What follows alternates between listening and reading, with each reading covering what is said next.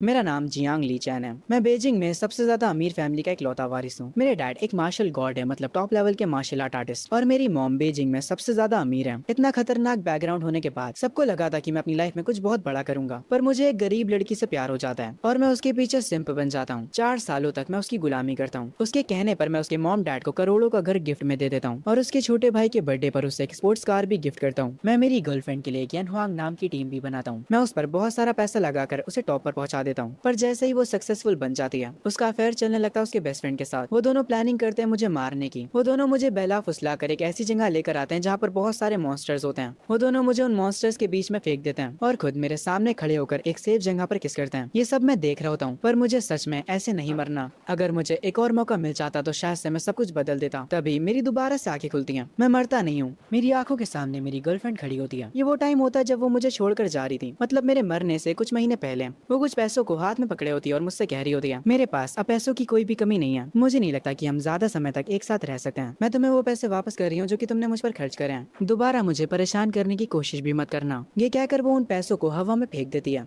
ये सब देखकर मैं हैरान हो जाता हूँ और समझ जाता हूँ कि मैं टाइम में पीछे आ चुका हूँ। उस टाइम में जब मेरी गर्लफ्रेंड ने मुझे धोखा दिया था, मैं उन पैसों की तरफ देखता हूँ जो कि वो मुझे वापस कर रही थी, और उसके बाद अपनी गर्लफ्रेंड को घूरने लग जाता हूँ। ये देखकर वो मुझसे कहती है, क्या तुम मुझसे कुछ कहना चाहते हो? ये मत कहना कि तुम मेरे पैर पकड़कर मुझसे माफी मांगने वाले हो, क्योंकि कुछ टाइम बाद तुम्हारी मुझसे माफी मांगने की भी औकात नहीं होगी। फिक्र मत करना, मैं तुम्हें अपनी गाड़ी साफ करने के लिए रख लूंगी। ये सुनने के बाद मैं ताली बजाने लगता हूँ और कहता हूँ, तुम ये क्या बकवास कर रही हो? तुम कितनी बड़ी गोल्ड डिगर हो यार। 4 सालों तक मैंने तुम पर अनगिनत पैसे खर्चा करे, और अब जबकि तुम टॉपर आ चुकी हो तो तुम मुझे छोड़कर जा रही हो। क्या बढ़िया प्लान था तुम्हारा। ये सुनने के बाद मेरी गर्लफ्रेंड गुस्सा हो जाती है और मुझसे कहती है, आखिर तुम ऐसा कैसे बोल सकते हो मेरे बारे में? तुमने जो करा वो तो बेर मिनिमम है। ये सब तो हर एक बॉयफ्रेंड अपनी गर्लफ्रेंड के लिए करता है। ये सुनने के बाद मैं उससे कहता हूँ, हाँ हाँ तुमने सही कहा, मैंने बेर मिनिमम ही करा है। तुम्हें जो सोचना है सोचो। वैसे भी तुम्हारे छोटे से दिमाग में तुम कितना ही बड़ा सोच सकती हो। मेरी गर्लफ्रेंड ये सुनकर कहती है, तुम बस जेलस हो कि मेरी यन हुआंग टीम टॉपर आ गई है। मैं इतनी ज्यादा सक्सेसफुल हो गई और तुम तो ग्रेजुएशन भी कंप्लीट नहीं कर पाए। ये सुनने के बाद मैं हंसते हुए कहता हूँ, हाँ हाँ मिस परफेक्ट, सही कहा आपने। जब मैं तुम्हारी कंपनी के ऊपर अनगिनत पैसे खर्चा कर रहा था, उसी बीच तुमने अपने बेस्ट फ्रेंड से चक्कर चला लिया। तुम्हारे में तो जरा सी भी शर्म नहीं है। और हाँ, अब मेरी बातें खत्म हुई तो जितनी जल्दी हो सके यहाँ से निकल जाओ। ये सुनकर वो और ज्यादा गुस्सा हो जाती है और कहती है, मेरा बेस्ट फ्रेंड सही कहता था, तुम एक नंबर के सेल्फिश हो। पता नहीं मैं इतने सालों तक तुम्हारे साथ कैसे रही। मैं उससे कहता हूँ, देखो मैं फालतू के ड्रामे में नहीं पड़ना चाहता। तुम्हें ब्रेकअप करना है ना, चलो करते हैं। मेरे ये बोलने के बाद वो गुस्से में यहाँ से जाने लगती है। जब वो यहाँ से जा रही होती तब मैं कहता हूँ, तो क्या हुआ अगर तुम्हारी यन हुआंग टीम टॉप पर है तो? उस कंपनी को मैंने ही बनाया है, तो अब मैं तुम्हें तुम्हारी औकात दिखाऊंगा। मेरी गर्लफ्रेंड दरवाजे के पास रुकर कहती है, मैं पार्टी के दिन सबके सामने बता दूंगी कि मैं तुमसे ब्रेकअप कर रही हूँ, तो उसके बाद कभी मुझे अपनी शक्ल मत दिखाना। ये कहकर वो यहाँ से चली जाती है। उसके जाने के बाद मैं विंडोज के पास आता हूँ, अपनी पॉकेट से अपना फोन निकालता हूँ और डायरेक्ट कॉल लगाता हूँ मेरी फैमिली के बटलर को। कॉल उठाते ही वो मुझसे पूछते हैं कि कौन बात कर रहा है। मैं उनसे डायरेक्ट कहता हूँ, अंकल फैंग, मुझे यान हुआंग टीम से अपनी सारी इन्वेस्टमेंट हटानी है और मैं चाहता हूँ जो घर मैंने मेरी बीवी की फैमिली को गिफ्ट करा था उन्हें उस घर से तुरंत निकाल दिया जाए। ये सुनने के बाद अंकल फैंग कहते हैं, यंग मास्टर आप दोबारा से इसके बारे में सोच लीजिए। यान हुआंग टीम को इनहेरिटेंस क्लेम करने की जरूरत पड़ेगी। ये सुनने के बाद मैं उनसे कहता हूँ, अंकल फैंग मैंने जैसा कहा है वैसा ही आप करिए। अंकल फैंग कहते हैं, अगर आप अभी टीम को डिसबैंड करते हैं तो आपका कजन जियांग फैंग उस टीम को खरीद लेगा। वो एक अमीर बिगड़ा हुआ लड़का है जिसे रिचेस्ट सीईओ जैसी मानवा काफी पसंद है। अगर वो जियांग फैमिली का मालिक बन गया तो सब कुछ बदल जाएगा। यंग मास्टर क्या आप अभी भी ये करना चाहेंगे? मैं उनसे कहता हूँ, हाँ मुझे खुद पर भरोसा है। ये सुनने के बाद वो कॉल काट देते हैं और कहते हैं, मुझे ये तो नहीं पता कि आप टीम को डिसबैंड क्यों कर रहे हैं, पर कुछ भी हो जाए मैं हमेशा आपके साथ हूँ। कॉल कटने के तुरंत बाद मैं सोचता हूँ शायद से अंकल फैंग सही कह रहे थे, पर मैंने भी सही फैसला किया है। मेरी गर्लफ्रेंड का नाम लिनवान है। लिनवान तुम्हारी वजह से मेरे सर में दर्द होने लगा है। जब मैं ये सारी बातें सोच रहा होता हूँ तभी मुझे एक आवाज सुनाई देती है, होस्ट की लाइफ के सारे डिसीजंस को स्कैन करा जा रहा है, मिलियन चॉइसेस सिस्टम को एक्टिवेट किया जा रहा है। तभी मेरे सामने एक सिस्टम स्क्रीन पॉपअप होती है। आखिर ये चीज है क्या? ये देखकर मैं काफी हैरान होता हूँ। वो सिस्टम मुझे कुछ ऑप्शंस देता है। ऑप्शन 1, मैं टीम को डिसबैंड ना करूँ और कुत्तों की तरह अपनी गर्लफ्रेंड से माफी मांगू, और इसके साथ मुझे एक टाइटल भी मिलेगा जो कि होगा बिग लूजर का। ऑप्शन 2 है कि मैं टीम को डिसबैंड कर दूं, इसके रिवॉर्ड में मुझे एक बेसिक गिफ्ट पैक मिलेगा। ऑप्शन 3 होता है कि मैं बस आराम करूं और अपनी लाइफ को मजे से एंजॉय करूं, और इसके रिवॉर्ड में मुझे मिलेगा सुप्रीम गिफ्ट पैक। ये देखकर मैं खुश हो जाता हूँ और कहता हूँ, मैं फालतू में मेहनत करने का सोच रहा था, सिस्टम तो चाहता है कि मैं आराम करूं और वो मुझे इसके बदले रिवॉर्ड्स भी देने को तैयार है। ये तो काफी अच्छी डील है। लिनवान, तुमने मेरी पिछली जिंदगी में मेरा फायदा उठाया था, पर इस बार मैं तुमसे हर एक चीज छीनने वाला हूँ। मैं सिस्टम से कहता हूँ, सिस्टम मैं थर्ड ऑप्शन को चूज करता हूँ। सिस्टम मुझसे कहता है, कांग्रेचुलेशन होस्ट, सबसे बेस्ट ऑप्शन चुनने के लिए आपको रिवॉर्ड में सुप्रीम गिफ्ट पैक दिया दिया जा रहा है। मैं उस रिवॉर्ड को तुरंत ओपन करने के लिए कहता हूँ। उस रिवॉर्ड में मुझे सुप्रीम लेवल की केओस बॉडी मिलती है और मुझे सुप्रीम लेवल का वॉइड मिलता है। ये रिवॉर्ड मुझे इसलिए मिला होता है ताकि मैं अपने रूम में आराम करते हुए भी अपनी पावर को बढ़ा सकूं। अपनी पावर्स को बढ़ाने के लिए मुझे कोई भी मेहनत नहीं करनी है। ये देखकर मेरे चेहरे पर मुस्कान आ जाती है। मेरे डैड कहते थे कि वॉइड एक ऐसी टेक्निक है जिसको टॉप लेवल के मार्शल आर्ट आर्टिस्ट भी कंट्रोल नहीं कर सकते और मैंने इसे इतनी आसानी से पा लिया। और किससे पता मैं इस सिस्टम की मदद से सिर्फ आराम करते करते अपने लेजेंडरी डैड को सरपास कर दूं। और मेरा वो कजन जो कि अपनी स्किल्स पर इतना करता है, अब जबकि मुझे पावर्स मिल चुकी हैं तो मैं इजीली उसे अपने पैरों के नीचे ला सकता हूँ। ये सोचकर ही मैं हंस पड़ता हूँ। तभी मुझे अंकल फैंग का कॉल आता है। वो कहते हैं कि उन्होंने मुझे कोई वीडियो भेजी है और वो मुझे उसे तुरंत चेक करने के लिए बोलते हैं। मैं उनकी भेजी हुई वीडियो को देखने लगता हूँ। गाइस, अगर आप क्रिकेट को फॉलो करते हो तो मेरे पास आपके लिए ग्रेट न्यूज है। इंडियन प्रीमियर लीग 2026 स्टार्ट हो गया है। मैं सारे मैचेस इस ऐप के थ्रू फॉलो करूंगा। इसमें सब कुछ एक ही जगह मिलता है। Latest match schedule, live matches का कवरेज और अपनी स्पोर्ट्स नॉलेज से अर्न करने का मौका। और आईपीएल के स्टार्ट के लिए इस टीम ने कुछ अमेजिंग गिफ्ट्स प्रिपेयर किए हैं। पूरे टूर्नामेंट के दौरान कैश प्राइजेस और एप्पल टेक के गिव अवेज होंगे। एक परफेक्ट चांस अपना फोन अपग्रेड करने का। और यही नहीं, आईपीएल के दौरान सभी नए प्लेयर्स को उनके पहले 4 डिपॉजिट पर बोनस मिलेगा। पहली बार ऐसा हो रहा है और अभी आप मैक्सिमम 70,000 रुपीज तक का बोनस ले सकते हो प्रोमो कोड 7SRSX के साथ। कमेंट में दिए गए लिंक को फॉलो करो, वेबसाइट पर अपडेट्स चेक करते रहो और अपना गेमिंग बैंक अभी से रेडी करो।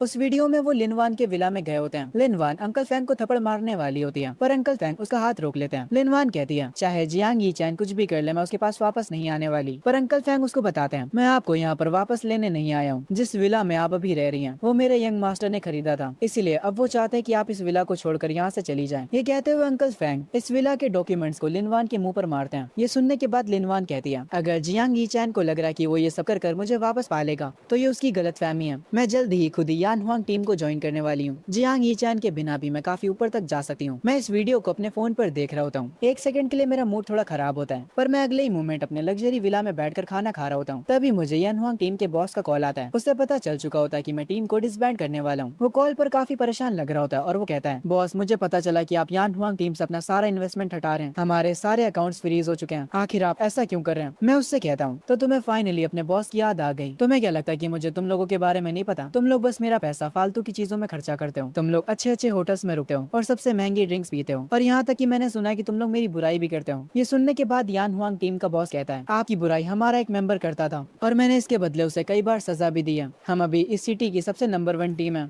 आप हमें ऐसे नहीं छोड़ सकते। ये सुनकर मैं कहता हूँ, मेरे से बकवास मत करो बॉस, मैं हूँ कि तुम। मैं अब तुम लोगों के ऊपर एक फूटी कौड़ी भी इन्वेस्ट नहीं करने वाला। ये कहकर मैं फोन कट कर देता हूँ और वापस से अपना खाना खाने लगता हूँ। उसके बाद मैं जाकर अपने सोफे पर लेट जाता हूँ अपने आईपैड के साथ। मैं देखता हूँ कि मुझे अंकल फैंग का कॉल आ रहा है। मैं उनके फोन को उठाता हूँ और वो मुझे बताते हैं, यंग मास्टर, हमने लिनवान की फैमिली को आपके विला से निकाल दिया है पर फिर भी हमें कोई ऐसा चाहिए होगा जो कि आपकी बाकी की टीम्स को संभाल सके। मैं अंकल फैंग से कहता हूँ, आप फिक्र मत करिए, मैं जल्दी किसी ऐसे को ढूंढ लूंगा जो कि सब कुछ मैनेज कर सके। तभी अचानक से मुझे कोई याद आता है जो कि मेरी हर एक टीम को मैनेज कर सकता है। ये सुनकर अंकल फैंग कहते हैं, यंग मास्टर, आपने किसे चुना है आपकी बाकी टीमों को मैनेज करने के लिए? मैं अंकल फैंग से कहता हूँ, अंकल फैंग, मेरी एक फियांसे भी तो है, वो ये सब संभालने के लिए सबसे बेटर चॉइस है। ये सुनने के बाद अंकल फैंग कहते हैं, यंग मास्टर, आपने तो हमेशा अपनी फियांसे को इग्नोर करा है। ये सुनने के बाद मैं कहता हूँ, अंकल फैंग, ये मैं पहले किया करता था, आप बस वैसा करिए जैसा मैं कह रहा हूँ। उसके बाद जैसे ही मैं अंकल फैंग का कॉल कट करता हूँ, मैं तुरंत अपनी फियांसे की फोटो देखने लगता हूँ। ये लड़की सच में कितनी ज्यादा प्यारी है। मैं अपनी पिछली लाइफ में सच में बहुत बड़ा बेवकूफ था। मैंने इस जैसी लड़की को इग्नोर करा लिनवान के लिए। मैंने लिनवान को पब्लिक के बीच कन्फेस करा था और अपनी फियांसे की बेइज्जती करी थी। पर इस बार मैं वैसा नहीं करने वाला। अब जबकि मेरी फियांसे मेरी टीम्स को मैनेज करेगी, मैं बिना किसी टेंशन के आराम कर सकता हूँ। मुझे सिस्टम की नोटिफिकेशन आती है, कांग्रेचुलेशन होस्ट, आपने अपना काम दूसरों पर डाल दिया है। आप सच में बहुत ही ज्यादा लेजी हैं, इसीलिए आपको रिवॉर्ड में हाई लेवल गिफ्ट पैक मिलता है। मैं ये देखकर कहता हूँ, ये रिवॉर्ड सुप्रीम वाले से तो अच्छा नहीं है पर फिर भी ये इतना बुरा भी नहीं है। सिस्टम, इसे ओपन करो। मैं वापस अपने माइंड रियाल में चला जाता हूँ और मेरी बॉडी ग्लो करना स्टार्ट कर देती है। उसके बाद मैं अपने ऑफिस रूम में खड़ा होकर उस स्किल को अच्छे से देखने लगता हूँ। जो स्किल मुझे मिली है उसका नाम है वॉइड मिरर। ये एक टॉप कल्टीवेशन मेथड है जो कि सेलेस्टियल एनर्जी का इस्तेमाल करता है। सिस्टम मिलने के तुरंत बाद मुझे इतनी ज्यादा पावरफुल चीजें मिलने लगी। अगर ऐसे ही चलता रहा तो मैं तो इस दुनिया में सबसे ज्यादा ताकतवर बन जाऊंगा। मैं उस वॉइड मिरर को चेक करने लगता हूँ और मेरी जो सोल होती है वो एक सेकंड के लिए ट्रैवल करती है अंकल फैंग के पास और फिर तुरंत वहाँ से गायब हो जाती है। मेरे ऑरा को अंकल फैंग महसूस कर लेते हैं और वो कहते हैं, मुझे ऐसा लगा जैसे अभी अभी यंग मास्टर यहाँ पर आए थे, पर जिस टेक्निक की मदद से वो यहाँ पर आए थे वो बहुत ही ज्यादा पावरफुल टेक्निक है। यंग मास्टर अभी तक सिर्फ लेवल 2 पर है, तो मुझे नहीं लगता कि वो कोई ऐसी टेक्निक का इस्तेमाल कर भी सकते हैं। मैं अगले दिन अपने विला में बैठकर ब्रेकफास्ट कर रहा होता हूँ। तभी अंकल फैंग मेरे पास आते हैं और मुझे बताते हैं, यंग मास्टर, आपकी फियांसे मिस सू यहाँ पर आ चुकी है। मेरी जो फियांसे होती है वो भी मेरे पास पास आकर डाइनिंग टेबल पर बैठ जाती है और वो मुझे मेरा ब्रेकफास्ट सर्व करने लगती है और वो मुझसे कहती है, आप लिन वान के लिए डेली ब्रेकफास्ट बनाते थे और उसकी वजह से आपको सुबह 4 बजे उठना पड़ता था और आपने ये 4 सालों तक करा। जब मैं अपना फेस पोंछने जा रहा होता हूँ तो मेरी फियांसे सू मेरे पास आकर मेरा चेहरा एक बड़े कपड़े से पोंछने लगती है। वो बहुत ही ज्यादा खुश हो जाती है और कहती है, आज मैं आपके बहुत ही ज्यादा क्लोज खड़ी हूँ, ये मोमेंट तो काफी बढ़िया है, मैं इसे ऑनलाइन पोस्ट करने वाली हूँ। मैं अंकल फैंग से कहता हूँ, मुझे किसी पहाड़ पर बैठकर सनराइज देखनी है। अंकल फैंग कहते हैं, जैसा आप कहे यंग मास्टर, मैं अभी आपके लिए कार रेडी करवाता हूँ। मैं उनसे कहता हूँ, नहीं, कार की कोई भी जरूरत नहीं है। ये कहने के तुरंत बाद मैं अपनी टेलीपोर्टेशन वाली पावर को एक्टिवेट करता हूँ और तुरंत यहाँ से सू को लेकर टेलीपोर्ट हो जाता हूँ। ये देखकर अंकल फैंग शॉक में पड़ जाते हैं और वो कहते हैं, क्या यंग मास्टर ने अभी अभी टेलीपोर्टेशन का इस्तेमाल करा? आखिर ये एबिलिटी इनके पास कहाँ से आई? तभी सीन वापस से एमसी के ऊपर शिफ्ट होता है। वो अपना नाश्ता पहाड़ों पर बैठकर कर रहा होता है और सामने से सूरज निकल रहा होता है। मैं सू से कहता हूँ, तुम्हें अब लिन वान के बारे में बात करने की कोई भी जरूरत नहीं है, तुम बस मुझसे बात करो। और हाँ, मैं चाहता हूँ कि तुम मेरी टीम्स को मैनेज करो, इसके बदले में मैं तुम्हें 10 बिलियन दूंगा। ये सुनने के बाद सू उदास हो जाती है और वो कहती है, क्या आप ये सब लिन वान के लिए कर रहे हो? मैं अपनी कुर्सी से उठकर उसके सर पर हाथ रखता हूँ और उससे कहता हूँ, नहीं, मैं लिन वान के लिए ये सब नहीं कर रहा हूँ, बस तुम मुझसे वादा करो कि तुम मेरी टीम्स को मैनेज करोगी और अगर तुम ये करती हो तो उसके बाद मैं तुमसे शादी करने के बारे में सोचूंगा। ये सुनकर वो खुश हो जाती है। आगे मैं उसको लेकर हमारे कॉलेज में पहुंचता हूँ। आज रात हमारे कॉलेज में ग्रेजुएशन पार्टी है। मैं सू को लेकर आगे जाने लगता हूँ। तभी मेरी गर्लफ्रेंड का जो बेस्ट फ्रेंड है वो मुझ पर आकर चिल्लाने लगता है और वो कहता है, ओ जियांग ये चैन, तुम आखिर इतना लेट कैसे हो गए? मैंने तुमसे कहा था कि तुम आज वेन्यू सेट करने में हमारी मदद करोगे। इस बंदे को देखकर मुझे काफी गुस्सा आता है क्योंकि मेरी पिछली जिंदगी में इसने मेरी गर्लफ्रेंड के साथ मिलकर मुझे मारा था और यहाँ तक ये बंदा मेरे कजन के साथ भी मिला होता है। तभी मुझे वापस से सिस्टम की नोटिफिकेशन आती है। आपको सिस्टम से एक ऑप्शन मिलता है और वो ऑप्शन है,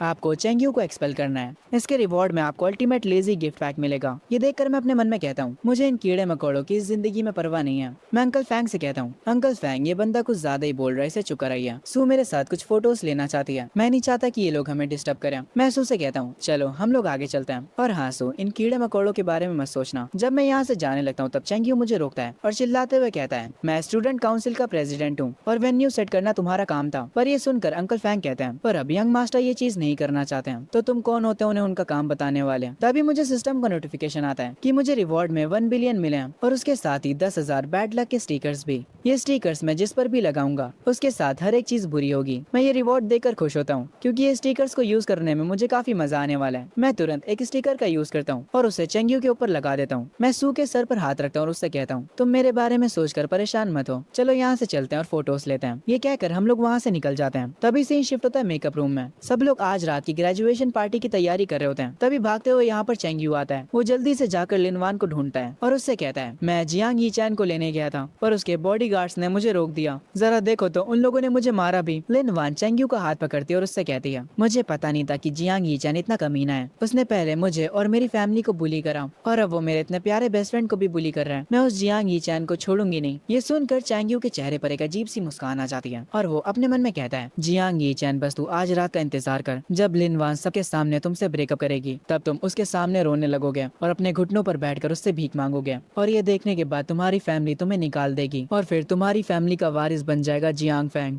पर जो स्टिकर एमसी ने चेंग्यू के ऊपर लगाया था उसकी वजह से चेंग्यू के साथ बार बार बुरा हो रहा होता है। कभी वो खुद से जमीन पर गिर जाता है तो कभी कुछ और हो जाता है। इस चीज को देखकर वो काफी परेशान हो जाता है। तभी हम दो लोगों को देखते हैं जिसमें मोटा वाला बंदा कहता है, अरे वो देखो जियांग यी चैन, आखिर वो सू के साथ क्या कर रहा है? वो तो लिन वान के पीछे पागल था ना। ये सुनकर ब्लॉन्ड बालों वाला बंदा कहता है, वो किसी के साथ भी हो मुझे उससे फर्क नहीं पड़ता। उसने जो मुझसे उधार ले रखा है वो बस उसे वापस कर दे। जियांग यी चैन ने मुझसे 3 मिलियन लिए थे, क्या वो मेरे पैसे आज रिटर्न करेगा? ये सुनकर मोटा वाला बंदा कहता है, हाँ शायद से जियांग यी चैन आज पैसे दे दे। हमें अभी पता चलता है कि जियांग यी चैन ने कॉलेज के हर एक बंदे से उधार ले रखा होता है। सारे लोग जब एक साथ मिलकर खड़े होते हैं और आपस में बता रहे होते हैं कि जियांग यी चैन ने उनसे कितना उधार लिया है, तभी उन्हें जियांग यी चैन दिख जाता है सू के साथ। वो लोग तुरंत उसके पास जाते हैं और उसे घेर लेते हैं। ये देखकर मैं उनसे पूछता हूँ, आखिर तुम लोगों ने मुझे घेर क्यों रखा है? उनमें से एक बंदा आगे आता और कहता है, जियांग यी चैन तुम कुछ भूल रहे हो। मैं उससे पूछता हूँ कि मैं क्या भूल रहा हूँ। दूसरा बंदा कहता है, आज तो हमारा कॉलेज खत्म हो रहा है और रात में ग्रेजुएशन पार्टी है, तो आज तुम्हें हमारे पैसे वापस दे देने चाहिए। सारे लोग मुझसे उनके पैसे वापस मांगने लगते हैं। तभी मुझे सिस्टम की नोटिफिकेशन आती है। होस्ट को 3 ऑप्शन दिए जाते हैं, या तो वो कोई बहाना ढूंढे और इन्हें पैसे वापस ना करें। इसके रिवॉर्ड में आपको एक टॉप लेवल का डेड बी टाइटल मिलेगा। ऑप्शन 2, आप अपनी ताकत का इस्तेमाल करके इन्हें डरा दें। इसके रिवॉर्ड में आपको एक लो लेवल का लेजी गिफ्ट पैक मिलेगा। ऑप्शन 3 में आप अभी इनके पैसे वापस कर दी जाए।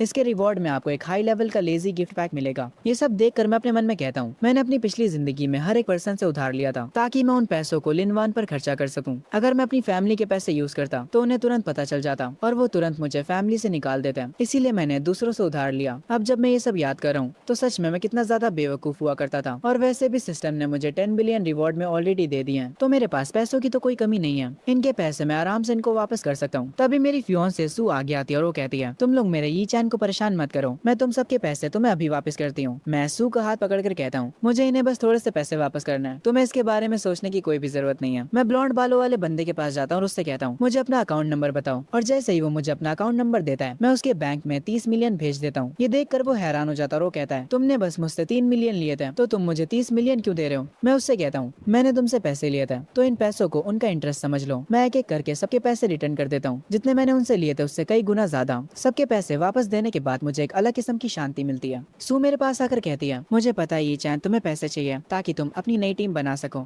मैं उससे कहता हूँ कि तुम किस बारे में बात कर रही हो। तभी वो एक कार्ड को बाहर निकालती है और उसे मुझे देते हुए कहती है, मैं इतने सालों से अपनी पॉकेट मनी को सेव करी थी, तुम इन्हें खर्च कर सकते हो। और मुझे ये कार्ड देकर वो यहाँ से शर्माते हुए चली जाती है। मैं उस कार्ड को देख रहा होता हूँ और मेरे चेहरे पर एक स्माइल होती है। मुझे इन पैसों की कोई भी जरूरत नहीं है, पर फिर भी इस लड़की ने मेरे बारे में इतना सोचा। मैं अपनी पिछली लाइफ में सच में पागल था जो मैंने लिनवान को चुना। तभी मुझे मेरे हाई लेवल का लेजी गिफ्ट पैक मिल जाता है। मैं सिस्टम से कहता हूँ कि तुरंत उसे ओपन करें। उसके तुरंत बाद अचानक से मेरी बॉडी में एनर्जी जाने लगती है। मुझे पहले से काफी ज्यादा बेटर लगने लगता है। ये जो नई पावर मुझे मिली है उसकी मदद से मैं किसी भी ऑब्जेक्ट को दूर से कंट्रोल कर सकता हूँ। आगे जहाँ पर ग्रेजुएशन पार्टी होने वाली थी मैं वहाँ पर पहुँच जाता हूँ। अभी यहाँ पर ज्यादा लोग नहीं आए होते हैं, इसीलिए मैं थोड़ा वहाँ पर घूमने लग जाता हूँ। पर तभी मैं चेंग्यू के पास अपने कजन जियांग फैंग को आते हुए देखता हूँ। वो लोग आपस में बात करने लगते हैं। ये देखकर मैं सोचता हूँ, आखिर ये जियांग फैंग चेंग्यू के साथ क्या कर रहा है। मेरी पिछली जिंदगी में तो जियांग फैंग लिनवान के साथ बातें कर रहा था, क्या इस बार रियलिटी चेंज हो रही है। चेंग्यू मेरे कजन से बात करने के बाद वहाँ से जाने लगता है। मेरा कजन मुझे वहाँ पर देख लेता है और मुझसे पूछता है, ओए ये चैन तुम यहाँ पर क्या कर रहे हो। मैं उससे कहता हूँ, तुमसे मतलब कि मैं यहाँ पर क्या कर रहा हूँ। ये सुनकर मेरा कजन हंसने लगता है और वो कहता है, ये चैन तुम क्या बात कर रहे हो, क्या तुम मुझसे कम्पीट करने का सोच रहे हो। ये तो काफी इंटरेस्टिंग है, पर मैं तुम्हें पहले ही बता दूं ये सब मेरे प्लान का हिस्सा है। ये कहकर मेरा कजन जाने लगता है। ये देखकर मैं कहता हूँ, इस बंदे को सच में के ड्रामास और मानवास पढ़ना बंद कर देना चाहिए। ये बंदा मेरे सामने कितनी क्रिंज लाइन बोल कर गया है, छपरी कहीं का। इसके तुरंत बाद मैं थोड़ा सीरियस हो जाता हूँ और कहता हूँ, पर मैं ये बात बिल्कुल भी नहीं भूल सकता। मेरी पिछली जिंदगी में इसने मुझे बर्बाद कर दिया था। इसने बाहर के लोगों के साथ मिलकर सू फैमिली और जियांग फैमिली में दरार ला दी थी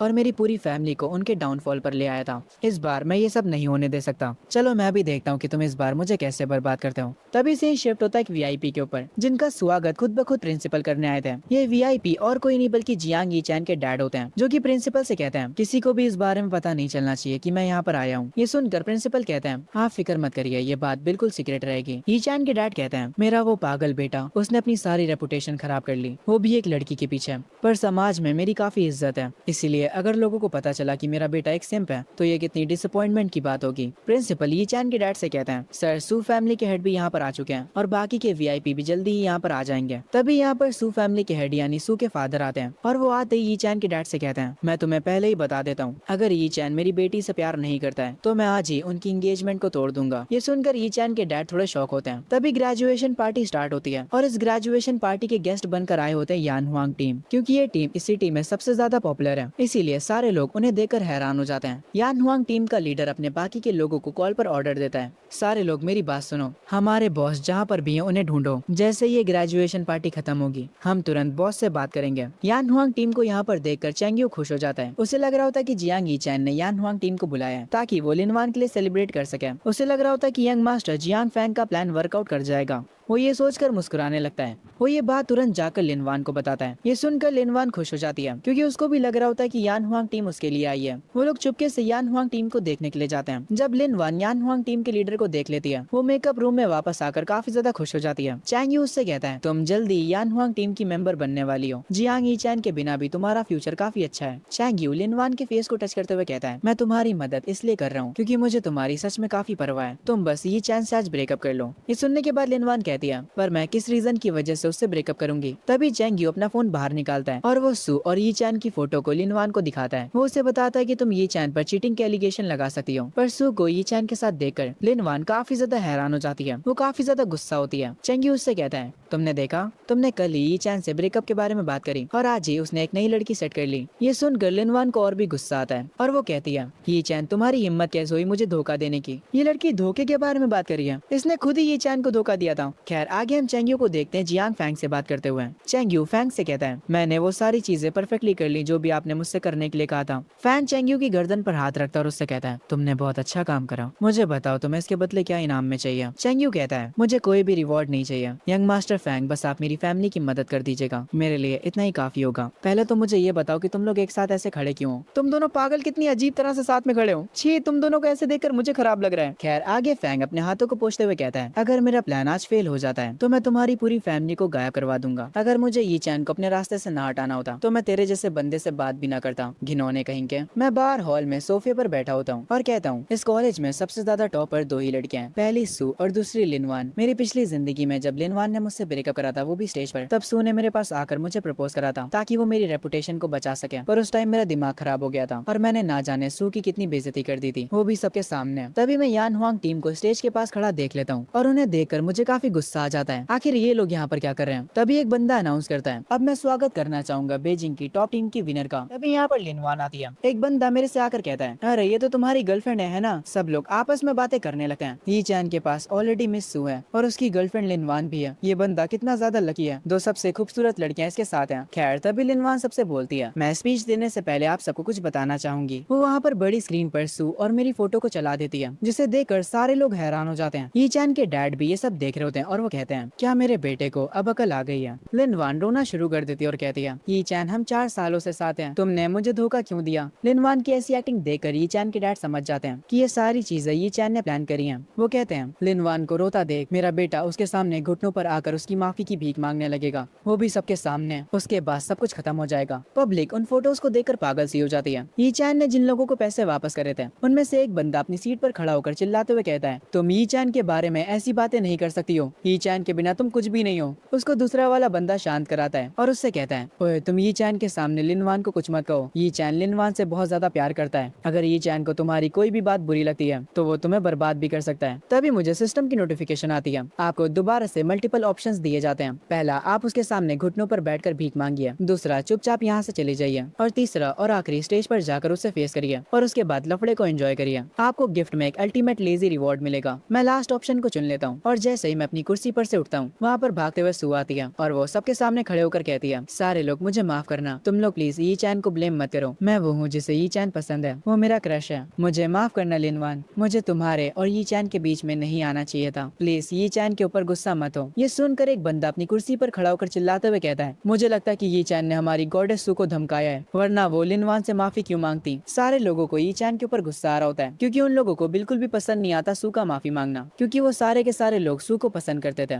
जो सू के फादर होते हैं वो वीआईपी रूम में बैठकर ये सब देख रहे होते हैं। वो काफी ज्यादा गुस्से में होते हैं, वो अपने चाय के कप तक को तोड़ देते हैं। यी चैन के डैड अपने मन में कह रहे होते हैं मेरे बेटे दोबारा से कोई गलत फैसला मत लेना, अगर तुमने अभी लिनवान का साथ दिया तो हमारी फैमिली और सू फैमिली के बीच दरार आ जाएगी। जब मैं सू को ये सारी बातें कहता हुआ सुनता हूँ मैं तुरंत उसकी तरफ स्टेज पर जाने लगता हूँ। सू को डर लगने लगता है और वो अपने मन में कह रही होती है यी चैन जरूर से मुझ पर गुस्सा होने वाला है, शायद से वो मुझे थप्पड़ भी मार दे। तभी पीछे से लिनवान कहती है रुक जाओ यी चैन, मैं 4 सालों तक तुम्हारे साथ रही हूँ और तुम सू के साथ मिलकर मुझे धोखा दे रहे हो, मैंने सच में एक गलत इंसान पर भरोसा कर लिया। यी चैन मेरी बात सुनो, मैं अभी तुमसे ब्रेकअप कर रही हूँ। मैं लिनवान के पास जाता हूँ और कोल्ड एक्सप्रेशंस के साथ उसे देकर कहता हूँ क्या तुम्हारी बकवास खत्म हुई, और उसके बाद उसे एक जोर का थप्पड़ मारता हूँ और इससे पहले कि वो रिएक्ट करे मैं उससे कहता हूँ तुम्हारी औकात कैसे हुई सू को खुद से कंपेयर करने की, टैलेंट और स्किल्स के मामले में वो तुमसे कई गुना आगे है, तुम्हें छोड़कर मैंने सही फैसला किया। ये सुनकर चैंग यू और फैंग जो कि एक साथ खड़े होते हैं वो दोनों ही काफी शौक हो जाते हैं। आगे मैं लिनवान से कहता हूँ मुझे समझ आ गया कि तुम क्या करना चाहती हो, तुम सबके सामने इसलिए ऐसी एक्टिंग कर रही हो ताकि तुम मेरी रेपुटेशन को खराब कर सको, तुम कितनी खराब लड़की हो। ये सुनकर लिनवान को काफी गुस्सा आता है और वो कहती है तुमने मुझे सिर्फ इसलिए धोखा दिया क्योंकि सू एक अमीर फैमिली से बिलोंग करती है, मैंने इतनी मेहनत करी थी ताकि मैं यन हुआंग टीम में अपनी जगह बना सकूं और वो सब मैंने तुम्हारे लिए किया, और तुमने क्या किया, तुमने मुझे धोखा दे दिया, तुम तो एक इंसान कहलाने के लायक भी नहीं हो। मैं लिनवान की बातों पर ध्यान भी नहीं देता और सू को लेकर स्टेज पर जाने लगता हूँ। लिनवान भी हमारे पास आकर खड़ी हो जाती है, पर जो पब्लिक होती है वो ये सब सुनकर काफी ज्यादा गुस्सा हो जाती है। वो हमारे ऊपर सामान फेंकना शुरू कर देती है। तभी यहाँ पर एंट्री होती है येन हुआंग टीम की, जिन्हें देखकर सारे लोग शॉक हो जाते हैं और शांत भी। वहाँ जितने भी लोग होते हैं वो सब खुश हो जाते हैं। उन्हें लग रहा होता है कि येन हुआंग टीम लिन वान के साथ है। सबको लग रहा होता है कि येन हुआंग टीम अब यी चैन को सजा देगी। सारे लोग काफी खुश होते हैं। जैसे येन हुआंग टीम का लीडर स्टेज पर आता है, लिन वान काफी खुश हो जाती है और वो उनके लीडर से जाकर कहती है, आप सब लोग यहाँ पर मेरा साथ देने के लिए आए हैं, है ना? पर ये सुनकर लीडर कहता है, हम तुम्हारा साथ क्यों देंगे? हमने तुम्हें कब का हमारी टीम से निकाल दिया है। ये सुनकर लिन वान को काफी ज्यादा गुस्सा आता है और वो चिल्लाते हुए कहती है, तुम लोग मुझे टीम से कैसे निकाल सकते हो? मैंने टीम में आने के लिए 4 सालों तक मेहनत करी है और तुम मुझे इतनी आसानी से नहीं निकाल सकते हो। लिन वान काफी जोरों से रो रही होती है। येन हुआंग टीम का कैप्टन ये देखकर कहता है, अब बस भी करो लिन वान। उसके बाद वो कैप्टन मेरे आगे घुटनों पर बैठ जाता है और मुझसे कहता है, बॉस मैं येन हुआंग टीम का कैप्टन हूँ, हमने लिन वान को टीम से निकाल दिया है। येन हुआंग टीम के कैप्टन को यी चैन के सामने अपने घुटनों पर बैठा देख लिन वान काफी ज्यादा हैरान हो जाती है। मैं लिन वान के पास चलते हुए आता हूँ और उससे कहता हूँ, हमेशा एक चीज याद रखना, अगर मैंने तुम्हें कुछ दिया है तो मैं उसे वापस छीन भी सकता हूँ। तुमने मेरी मदद को अपनी मेहनत का नाम दे दिया, तुम पागल वागल हो क्या? वहाँ पर जितने भी लोग बैठे होते हैं वो सब आपस में बातें करने लगते हैं। यान हुआंग टीम तो जियांग फैमिली के अंडर है ना, और अगर देखा जाए तो यी चैन का सरनेम भी जियांग है, तो क्या इसका ये मतलब है कि वो जियांग फैमिली का वारिस है? लिनवान को ये तो पता था कि उसका बॉयफ्रेंड अमीर है, पर उसे ये बात बिल्कुल भी नहीं पता थी कि उसका बॉयफ्रेंड एक बहुत ही अमीर फैमिली से बिलोंग करता है। वो अपने घुटनों पर गिर जाती है, उसका ब्रेन कुछ भी प्रोसेस नहीं कर पा रहा होता है। वो उसके पास आने की कोशिश करती है, पर यी चैन के गार्ड्स उसे रोक लेते हैं। मैं लिनवान से कहता हूँ, मेरे बारे में भूल जाओ, हम दोनों वैसे भी एक अलग दुनिया से थे। मैं वो था जिसने तुम्हारी मदद करी टॉप पर जाने के लिए, पर अब मैं तुमसे वो सारी चीजें वापस ले रहा हूँ जो कुछ भी मैंने तुम्हें दिया है। ये सुनकर लिनवान को गुस्सा आ जाता है। वो अपनी पावर्स को एक्टिवेट करती है और कहती है, तुमने मुझे कुछ भी नहीं दिया है, मैंने वो सब खुद से कमाया है। वो वहाँ के गार्ड्स को नुकसान पहुंचाने लगती है, पर तभी यान हुआंग टीम का कैप्टन अपनी पावर्स का यूज करता है और वो एक ही अटैक में लिनवान को जमीन पर गिरा देता है। मैं लिनवान से कहता हूँ, वैसे मैं तुम्हें बताना भूल गया, तुम्हारे पास जो कुछ भी हुआ करता था अब वो सब कुछ जा चुका है। उसके बाद मुझे जो रिवॉर्ड में गिफ्ट पैक मिला होता है मैं उसे ओपन करता हूँ, मुझे एक लेजेंडरी बीस्ट मिलता है और काफी सारे पैसे भी, और उसके साथ साथ मुझे एक मिस्टीरियस बॉक्स मिलता है। इस बॉक्स को पकड़कर मेरी जो भी विश होगी वो तुरंत पूरी हो जाएगी।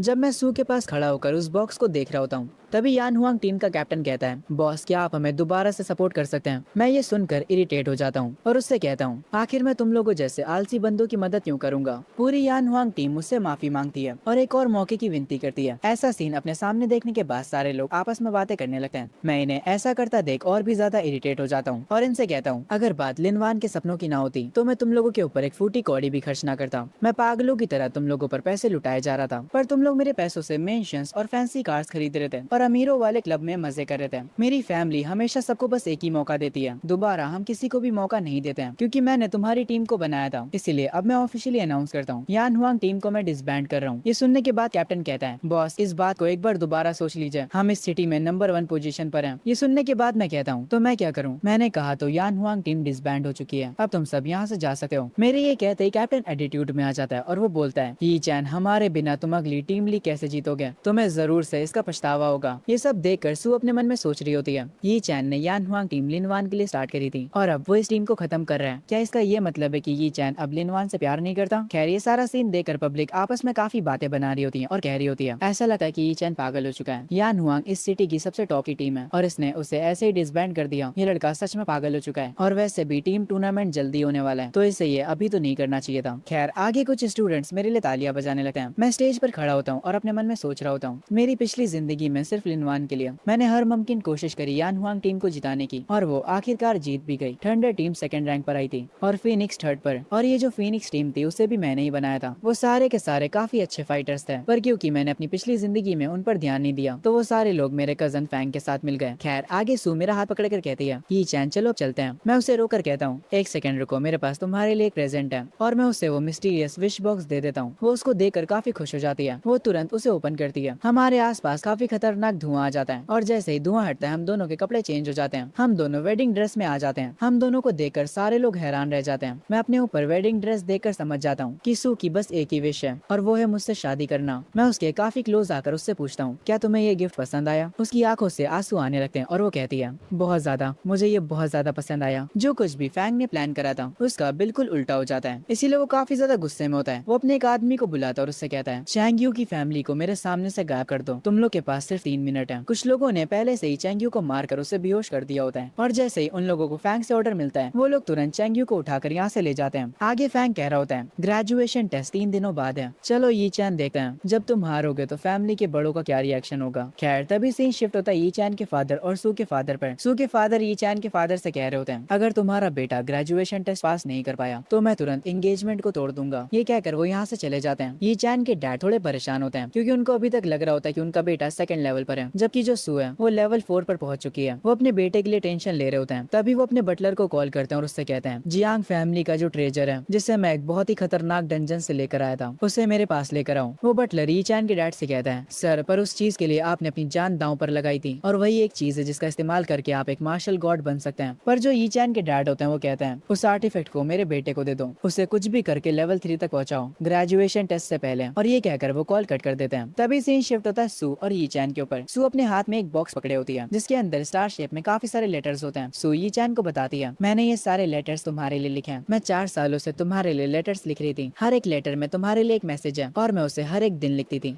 एमसी थोड़ा पागल वागल है क्या? ऐसी लड़की को छोड़कर उसे लिनवान पसंद आ गई, कितनी खराब पसंद है इस बंदे की। खैर आगे ये चैन उस बॉक्स को सू से ले लेता है और उसके एफर्ट्स के लिए उसका शुक्रिया बोलता है। ये सुनकर सू काफी ज्यादा खुश हो जाती है क्योंकि 4 सालों में ये पहली बार था जब ये चैन ने उसे शुक्रिया बोला हो। वो कहती है, पहली बार तुमने मुझे शुक्रिया बोला, मैं आज की तारीख को याद रखूंगी और हर साल इसे सेलिब्रेट करूंगी। मैं उससे कहता हूँ, क्या ये करना जरूरी है? सू ये सुनकर कहती है, हाँ जरूरी है, तुमसे जुड़ी हर एक बात जरूरी है। उसके बाद जब मैं और सू वॉक करते हुए आगे जा रहे होते हैं तभी सू के फादर की कार हमारे पास आकर रुकती है और वो सू को कार में बैठने के लिए कहते हैं। पर सू कहती है, डैड आज मैं यी चैन के साथ रहना चाहती हूँ। पर उसके डैड उस पर गुस्सा करते हैं और उसे वापस से कार में बैठने के लिए कहते हैं और उसे धमकी देते हैं, अगर तुम कार में नहीं बैठोगी तो मैं कल ही तुम्हारी एंगेजमेंट को तोड़ दूंगा। मैं सू की तरफ देखते हुए कहता हूँ, कोई बात नहीं, अभी के लिए तुम घर जाओ। मजबूरन उसे कार में बैठना पड़ता है। वो मुझसे कहती है, कल मैं तुम्हारे लिए एक स्पेशल लंच बना कर लाऊंगी। मैं उसकी बातों को सुनकर मुस्कुराता हूँ। सू के जो फादर होते हैं वो मुझसे कहते हैं, तुम ये एक्टिंग करके मुझे पागल नहीं बना सकते। ग्रेजुएशन एग्जाम 3 दिनों बाद है, अगर तुम अच्छे रिजल्ट्स नहीं लाए तो मैं सू की और तुम्हारी एंगेजमेंट को तोड़ दूंगा। मुझसे ये कहकर वो यहाँ से चले जाते हैं। मैं अपने मन में कह रहा होता हूँ, इन्हें क्या लगता है कि मैं एक्टिंग कर रहा हूँ और ग्रेजुएशन एग्जाम में इन्हें मुझसे रिजल्ट चाहिए। चलो सोचते हैं कि ग्रेजुएशन एग्जाम को मजेदार कैसे बनाते हैं। उसके बाद मैं अपने घर आ जाता हूँ और सोचने लगता हूँ, मेरी पिछली जिंदगी में मैंने लिनवान और उसकी फैमिली को सपोर्ट करने के लिए हर एक चीज करी। मैंने हर किसी से पैसे उधार लिए, यहाँ तक कि मेरे विला में जो भी कीमती सामान था मैंने वो सब कुछ बेच दिया और सबसे चीपेस्ट कुक्स और मेट्स को हायर किया। पर मेरी इस नई लाइफ में मैं मजे करने वाला हूँ। अगर मुझे आराम करना है तो मैं अपनी लाइफ को सबसे हाई क्वालिटी का बनाऊंगा। तभी मुझे सिस्टम की नोटिफिकेशन आती है, आपकी थिंकिंग की वजह से आपको एक हिडन रिवॉर्ड दिया जा रहा है। सिस्टम मुझे वापस से रिवॉर्ड में 10 बिलियन दे देता है और मॉन्स्टर इंसाइक्लोपीडिया और साथ ही में मार्शल आर्ट्स गाइड बुक भी देता है। यहाँ तक कि हर एक चीज की नॉलेज मुझे तुरंत आ जाएगी और वो मेरे दिमाग में बस जाएगी। एग्जाम 3 दिनों बाद है और वो 2 तरह से होगा। पहला 7 सब्जेक्ट्स मॉन्स्टर्स के ऊपर, सारी चीजें उनके बारे में होंगी और मुझे हर एक चीज को पास करना होगा, तभी मैं फेज 2 में जा पाऊंगा। फेज 2 में हमें एक दूसरे डायमेंशन में भेजा जाएगा मॉन्स्टर्स को मारने के लिए। क्योंकि अब सिस्टम ने मुझे इन्फिनाइट नॉलेज दे दिया तो अब मुझे एग्जाम में फेल होने की चिंता बिल्कुल भी नहीं है। मुझे एक और रिवॉर्ड मिला होता है जिसका नाम होता है सुप्रीम एयर। मैं उस स्किल का इस्तेमाल करता हूँ ये देखने के लिए कि ये किस काम की है। पर तभी मुझे पता चलता है कि अगर मैं इस स्किल का यूज करूँ तो मैं अपने बेड के ऊपर आराम करते हुए भी 10 घंटों में लेवल अप कर जाऊंगा। इस दुनिया में जितने भी जीनियस हैं उनमें से कोई भी एक रात में लेवल अप नहीं कर सकता। उन्हें कम से कम 1 महीना लगता है एक लेवल को बढ़ाने में। मेरा ये सिस्टम तो काफी ज्यादा खतरनाक है। इस सिस्टम का क्या मतलब है कि मैं आराम करते हुए भी लेवल अप कर सकता हूँ। तभी सीन शिफ्ट होता है सू के घर पर, जहाँ पर सू के डैड उससे कह रहे होते हैं वो बस तुमसे प्यार करने का दिखावा कर रहा है ताकि वो तुम्हारा फायदा उठा सके और तुमसे अपना काम निकलवा सके, जैसे कि उसकी टीम को मैनेज करना। मेरी बेवकूफ लड़की, ये बात तुम्हें क्यों नहीं समझ आती है? पर सू ये सुनने के बाद कहती है, डैड क्या आप ये सच बोल रहे हो? सू के डैड कहते हैं, हाँ मेरी बेटी मैं सच बोल रहा हूँ, ये चैन तुम्हारे प्यार के लायक ही नहीं है। पर ये सुनने के बाद सू कहती है, ये तो काफी अच्छी बात है, ये चैन मेरा इस्तेमाल कर रहा है। पहले तो वो मेरी तरफ देखता भी नहीं था, अब मैं उसे और भी अच्छे से ट्रीट करूंगी। सू ये सुनकर पता नहीं क्यों काफी ज्यादा खुश हो जाती है। सू के डैड कहते हैं, अगर ये चैन ग्रेजुएशन टेस्ट फेल कर जाता है तो मैं तुम्हारी शादी जू फैमिली के यंग मास्टर से करवा दूंगा, वो पहले से तुम्हें पसंद करता है। ये कहकर सू के डैड यहाँ से चले जाते हैं। सू पीछे से उनसे कह रही होती है, नहीं मैं शादी करूंगी तो सिर्फ ये चैन से। उसके बाद सू कहती है, मुझे अब याद आया मेरे भाई के पास एक आर्टिफैक्ट है जो कि काफी ज्यादा कीमती है। अगर मैं उस आर्टिफैक्ट को ये चैन को दे दूं तो उसकी कल्टीवेशन काफी ज्यादा इंप्रूव हो जाएगी। तभी से शिफ्ट होता है फैंग के घर पर, जहाँ पर वो अपने फादर को बता रहा होता है कि इस बार वो फेल हो गया और कैसे जियांग ये चैन अचानक से बदल गया। मैंने जो पूरा प्लान किया था वो उसने बिगाड़ दिया। पर तभी फैंग के डैड कहते हैं, तुम्हें टेंशन लेने की कोई भी जरूरत नहीं है, तुम्हें जियांग फैमिली का वारिस बनना है ना। ये चैन ने इस बार बहुत ही बेवकूफी भरा काम करा है, उसने यान हुआंग टीम को डिसबैंड कर दिया। इसीलिए अगर तुम 3 महीने बाद जो टीम लीग होने वाली है उसमें जीत जाते हो तो तुम अपनी पोजीशन सिक्योर कर सकते हो। ये सुनने के बाद फैंग अपने फादर को थैंक यू बोलता है, उसे ये सारी सारी बातें बताने के लिए। उसके बाद वो वापस से जोश में आ जाता और कहता है, ये चैन तुम बस सेकंड लेवल पर हो, तुम बस इंतजार करो और मैं तुम्हें धूल चटा दूंगा। उसके बाद सीन शिफ्ट होता है लिनवान के घर पर, जो कि एक बहुत ही छोटा सा और टूटा फूटा घर होता है। लिनवान अपने घर के बाहर खड़ी होती है। उसके पेरेंट्स अंदर से कहते हैं, तुम बाहर खड़ी होकर क्या कर रही हो, चलो भी अब अंदर आ जाओ, तुम्हारा दिमाग खराब हो गया था जो तुमने ये चैन से ब्रेकअप कर लिया, वो भी सबके सामने। अब तुम्हारे घुटनों पर बैठने का क्या फायदा है, तुम्हें तो उसके सामने घुटनों पर बैठकर माफी मांगनी चाहिए थी। हमने तुमसे पिछले दिन क्या कहा था, जाकर ये चैन से माफी मांगो। लिनवान ये सब सुनकर रोने लगती और कहती है, डैड पर ये चैन ने मुझसे झूठ बोला, उसने मुझसे काफी सारी बातें छुपाई, तो आखिर मैं उससे ब्रेकअप क्यों ना करती। ये सुनने के बाद लिनवान की मॉम कहती है, तुम्हारी औकात भी कैसे हुई ये चैन से बहस करने की, वो एक बहुत ही बड़ी फैमिली का यंग मास्टर है, वो हमारी पूरी फैमिली के सारे खर्चे उठा रहा था और तुम्हारे सपनों को भी पूरा करने में तुम्हारी मदद कर रहा था, और तुमने उससे ब्रेकअप कर लिया। लिनवान का भाई कहता है, मुझे नहीं पता सिस्टर कि आप ये कैसे करने वाली हो, पर आपको कुछ भी करके मेरे ब्रदर इन लॉ को वापस लाना होगा, वरना मैं आपको कभी भी अपनी सिस्टर दोबारा नहीं कहने वाला। लिनवान रोते हुए कहती है, सब लोग मुझे माफ कर दो, मुझे लगा था कि ये चैन एक नॉर्मल रिच फैमिली से बिलोंग करता है। लिनवान के डैड उससे कहते हैं, मैं तुम्हें पहले ही बता देता हूँ, अगर तुम उसे वापस लेकर नहीं आई तो तुम मेरी बेटी नहीं हो। लिनवान का पूरा चेहरा ब्लैंक पड़ जाता है। उसकी फैमिली लगातार उससे ये चैन को वापस लाने के लिए कह रही होती है। तभी से शिफ्ट होता है ये चैन के ऊपर, जिसे सिस्टम बता रहा होता है, आप वॉइड स्क्रिप्चर के लेवल 4 पर पहुंच चुके हैं। मैं इस टाइम पर कल्टीवेशन ही कर रहा होता हूँ। ये देख कर मैं मुस्कुराता हूँ। उसके बाद मैं अपनी आंखें खोलकर ग्रैंड वॉइड टेक्निक का यूज करता हूँ और अगले ही सेकंड एक पोर्टल ओपन हो जाता है। मैं तुरंत अपने घर से सीधा एक बिल्डिंग की छत पर टेलीपोर्ट हो जाता हूँ। मैं एक ही बार में 3000 मीटर दूर तक टेलीपोर्ट हो सकता हूँ। बिल्डिंग की छत पर खड़े होकर मैं नीचे देखने लगता हूँ। नीचे से जो भी लोग मुझे बिल्डिंग की टॉप पर देख रहे होते हैं, वो सारे के सारे लोग हैरान हो जाते हैं। उनमें से कुछ लोग तो पुलिस को भी कॉल कर लेते हैं। मैं थोड़ी देर तक बिल्डिंग के रूफ टॉप पर खड़ा रहता हूँ और उसके बाद तुरंत वापस से यहाँ से टेलीपोर्ट हो जाता हूँ। मुझे टेलीपोर्ट होता देख एक बंदा देख लेता है और वो तुरंत समझ जाता है कि ये चीज कोई बहुत ही पावरफुल बंदा कर सकता है। तभी जब मैं अपने घर वापस आता हूँ, मैं देखता हूँ सू मेरे लिए नाश्ता बनाकर लाई है। मैं सू से कहता हूँ, तुम्हें रोज रोज ये करने की कोई भी जरूरत नहीं है, मैंने एक बहुत ही अच्छी शेफ टीम को हायर किया है, वो लोग ये सब संभाल लेंगे। पर ये सुनकर सू की आंखों में आंसू आ जाते हैं और वो कहती है, नहीं तुम ऐसा नहीं कर सकते, आखिर नाश्ते के बहाने ही तो मैं तुम्हें देखने आ जाती हूँ, अगर कोई दिन मैं तुम्हें ना देख पाऊँ तो मैं तो पागल ही हो जाऊंगी। मैं उससे कहता हूँ, ठीक है मैं समझ गया। ये सुनकर वो काफी ज्यादा खुश हो जाती है और मुझसे कहती है, आज से मैं ही तुम्हारे लिए नाश्ता बना कर लाऊंगी, और वो भी हमेशा के लिए। तभी अंकल फैंग मेरे पास भागते हुए आते हैं और मुझसे कहते हैं, यंग मास्टर बाहर काफी बड़ी भीड़ लगी हुई है, काफी सारे वर्कर्स और शेफ बाहर खड़े हुए हैं, वो सब कह रहे हैं कि आपने उन्हें हायर किया है। मैं ये सुनकर कहता हूँ, उन लोगों से कहो कि मेरा इंतजार करें, मैं थोड़ी देर में आता हूँ। अंकल फैंग कहते हैं, कुछ ही दिनों में आपके एग्जाम शुरू होने वाले हैं, आप और ज्यादा आराम नहीं कर सकते हैं। थोड़ी देर बाद मैं सोफे पर बैठा होता हूँ और एक लड़की मेरा मसाज कर रही होती है और मैं कह रहा होता हूँ, अमीर आदमी ऐसे ही जिंदगी गुजारते हैं और ऐसे आराम करते करते मैं लेवल अप भी कर रहा हूँ। मेरे फिजिकल स्टेट्स काफी ज्यादा बढ़ चुके हैं और रिवॉर्ड के तौर पर मुझे एक डिवाइन बीस्ट भी मिल चुका है। जब मैं अपने डिवाइन बीस्ट के साथ बैठा होता हूँ, मुझे अंकल फैंग और सू देख लेते हैं। वो दोनों काफी ज्यादा हैरान हो जाते हैं। अंकल फैंग मुझसे पूछते हैं, मास्टर क्या आप लेवल 3 पर पहुंच चुके हैं? सू कहती है, मुझे तुम्हारे पास से काफी स्ट्रॉन्ग एनर्जी फील हो रही है, क्या तुम सच में लेवल 3 पर पहुंच चुके हो? मैं उन दोनों से कहता हूँ, हाँ तुम लोग ऐसा सोच सकते हो। हम देखते हैं जो ट्रेजर ये चैन के फादर ने उसे देने के लिए कहा था, अंकल फैंग वही ट्रेजर को लेकर आए होते हैं। वो ये चैन को सब कुछ समझा देते हैं कि इसे पीकर वो अपने लेवल को बढ़ा सकता है और अच्छे से कल्टीवेट कर सकता है। मैं उस पोशन को देखकर कहता हूँ, ये तो वही पोशन है जिसका मेरे फादर इस्तेमाल करते हैं ताकि वो मार्शल गॉड लेवल को सरपास कर सके। क्या ये मुझे इसलिए दे रहे हैं क्योंकि मैं थोड़ा अजीब बिहेव कर रहा था? तभी सू कहती है, ये चैन मैंने बहुत मेहनत करी है इस पोशन को चुराने में, तुम्हें इसे लेना होगा। तभी मेरा सिस्टम वापस से मुझे मल्टीपल चॉइसेस देता है। पहला ऑप्शन होता है स्टैंडर्ड लेजी बंडल, दूसरा रैंडम लेजी बंडल, तीसरा हाई लेवल लेजी बंडल, और सिस्टम आपको तीसरा ऑप्शन चुनने को रिकमेंड कर रहा है। इसका इफेक्ट आपको तुरंत ही मिल जाएगा। तभी मैं अपने डिवाइन बीस्ट को खिलाने लगता हूँ और मैं उस बीस्ट को वो पोशन पिला देता हूँ जो कि मेरे डैड ने मुझे दिया था। सू मुझसे पूछती है, तुमने ये पेट कब लिया और ये कौन सी ब्रीड है? मैं उससे कहता हूँ, ये मेरा न्यू पेट है और इस पेट को सच में पालना बहुत मुश्किल है क्योंकि मैंने उस पोशन की बोतल को अपने बीस्ट को पिला दिया। ये देखकर अंकल फैंग रोने लग जाते हैं क्योंकि वो पोशन बहुत ही ज्यादा कीमती था, उसकी कोई भी कीमत नहीं थी। मैं अंकल फैंग से कहता हूँ, आप चिंता मत करिए अंकल फैंग, वैसे भी मुझे कल्टीवेशन में कोई खास इंटरेस्ट है नहीं, मेरे से अच्छा तो मैं अपने पेट को ही ये पिला दूं, इसकी मदद से ये जल्दी ही ग्रो हो जाएगा।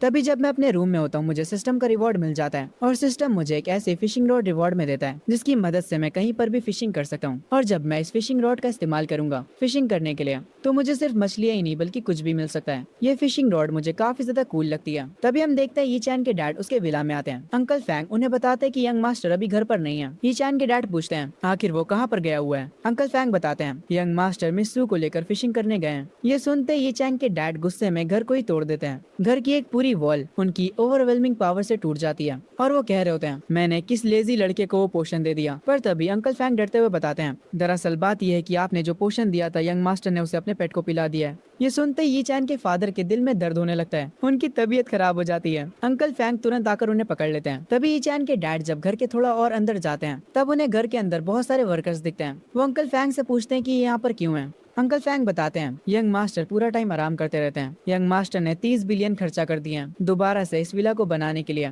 ये सुनते ही चैन के डैड और भी गुस्सा हो जाते हैं और वो कहते हैं, जब वो कमीना घर वापस आएगा तो उसे बता देना कि अगर वो ग्रेजुएशन पास नहीं कर पाता है तो हम उसे जियांग फैमिली का वारिस नहीं बना पाएंगे। मैं उसको फैमिली से भी निकाल दूंगा। ये कहकर ये चैन के डैड यहाँ से जाने लगते हैं। तभी से शिफ्ट होता है ये चैन के ऊपर, जहाँ पर सू उसको फिशिंग रॉड पकड़ा रही होती है। वो खुद कुर्सी पर जाकर बैठ जाती है। मैं सू से कहता हूँ, मुझ पर भरोसा रखो, आज मैं बहुत ही ज्यादा फिशिंग करने वाला हूँ। कुछ लोग ही चैन को फिशिंग करते हुए दूर से देख रहे होते हैं और वो लोग आपस में बातें कर रहे होते हैं। तुम लोग ज्यादा तेज मत बोलो, वो लड़का जियांग फैमिली से बिलोंग करता है। तो क्या हुआ अगर वो जियांग फैमिली से बिलोंग करता है तो फिशिंग करने के लिए तुम्हारे पास स्किल्स होनी चाहिए। तुम्हें पता भी हो मार्शल आर्टिस्ट है। अरे वो जो भी हो, अगर वो एक भी मछली पकड़ लेता है तो मैं इस पूरे तालाब का पानी पी जाऊंगा। तभी मेरी फिशिंग रॉड में कुछ फंसता है। मैं तुरंत ताकत लगाकर उसे जोर से खींचने लगता हूँ और जब मेरी फिशिंग रॉड बाहर आती है तो मैं देखता हूँ कि उस फिशिंग रॉड में जूते फंसे हुए हैं, जिसे देखकर सू काफी खुश हो जाती है और वो कहती है, भले ही हमने कोई भी मछली ना पकड़ी हो, कम से कम हमें इतने प्यारे जूते तो मिल गए। वैसे ये जूते कोई आम नहीं होते हैं, ये असल में मेरी फिशिंग रॉड का कमाल है। ये फिशिंग रॉड असल में रेयर आइटम्स को लेकर आती है। उसके बाद मैं वापस से फिशिंग चालू करता हूँ और मुझे दोबारा से एक जूते मिलते हैं, जिसे देखकर वो बाकी की मछुआरे जो कि मुझे देख रहे थे वो सबके सब हंसने लगते हैं। मैं दोबारा से फिशिंग करने में लग जाता हूँ